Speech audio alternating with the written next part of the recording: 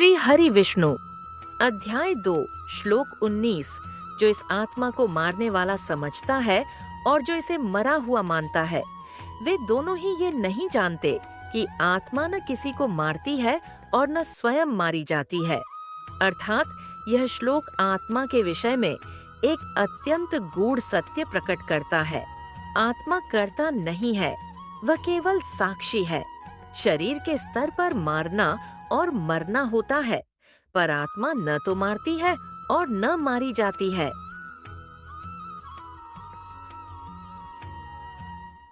अध्याय 2 श्लोक 20। आत्मा न कभी जन्म लेती है और न कभी मरती है, न वह उत्पन्न होकर फिर नष्ट होती है। वह अजन्मा, नित्य, शाश्वत और पुरातन है। शरीर के नष्ट होने पर भी वह नष्ट नहीं होती। यह श्लोक गीता के सबसे प्रसिद्ध और गहन श्लोकों में से एक है। भगवान श्री कृष्ण आत्मा के 4 महान गुण बताते हैं: अजन्मा, नित्य, शाश्वत और पुरातन। शरीर बदलता है पर आत्मा वही रहती है, इसलिए मृत्यु का भय अज्ञान से उत्पन्न है। कृष्ण अर्जुन को समझा रहे हैं कि वह जिनकी मृत्यु से दुखी है, वास्तव में वे नष्ट नहीं हो रहे, केवल शरीर बदल रहे हैं।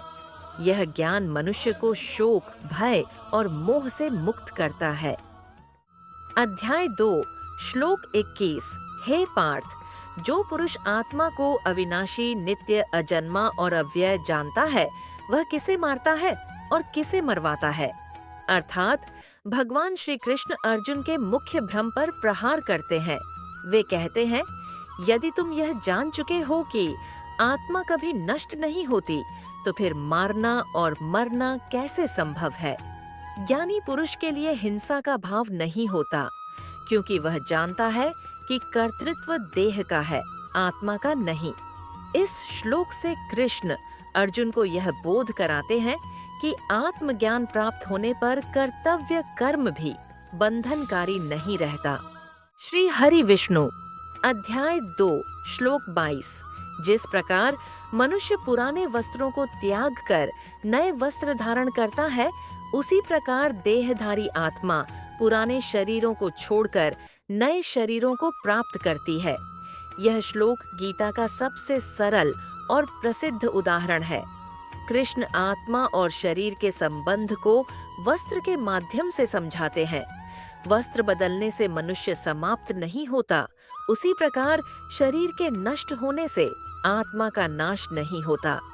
इस उपमा से अर्जुन को मृत्यु का भय छोड़कर कर्तव्य का पालन करने की प्रेरणा दी जा रही है। यह श्लोक सिखाता है कि मृत्यु अंत नहीं, बल्कि परिवर्तन है। अध्याय 2 श्लोक 23। आत्मा को शस्त्र काट नहीं सकते, अग्नि जला नहीं सकती, जल भिगो नहीं सकता और वायु सुखा नहीं सकती। अर्थात भगवान श्री कृष्ण यहाँ आत्मा की पूर्ण अविनाशिता को 4 प्राकृतिक तत्वों के माध्यम से बताते हैं। जो वस्तु शस्त्र, अग्नि, जल और वायु से नष्ट न हो सके, वह भौतिक नहीं, दिव्य और शाश्वत है। इस श्लोक से अर्जुन को यह गहन बोध कराया जा रहा है कि जिसे वह नष्ट होने वाला समझ रहा है, वह वास्तव में नष्ट ही नहीं हो सकता।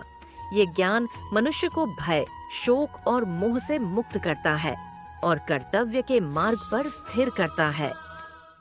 अध्याय 2 श्लोक 24। यह आत्मा न काटी जा सकती है, न जलाई जा सकती है, न भिगोई जा सकती है और न सुखाई जा सकती है। यह नित्य, सर्वव्यापी, स्थिर, अचल और सनातन है। इस श्लोक में भगवान श्री कृष्ण आत्मा के गुणों को स्पष्ट रूप से गिनाते हैं। आत्मा भौतिक तत्वों के प्रभाव से पूर्णतः परे है। वह नष्ट नहीं होती, न बदलती है, न किसी क्रिया से प्रभावित होती है। इसलिए अर्जुन को समझाया जा रहा है कि ऐसी अविनाशी आत्मा के कारण देह के नाश से शोक करना अज्ञान है। यह श्लोक आत्मज्ञान की पूर्णता की ओर संकेत करता है।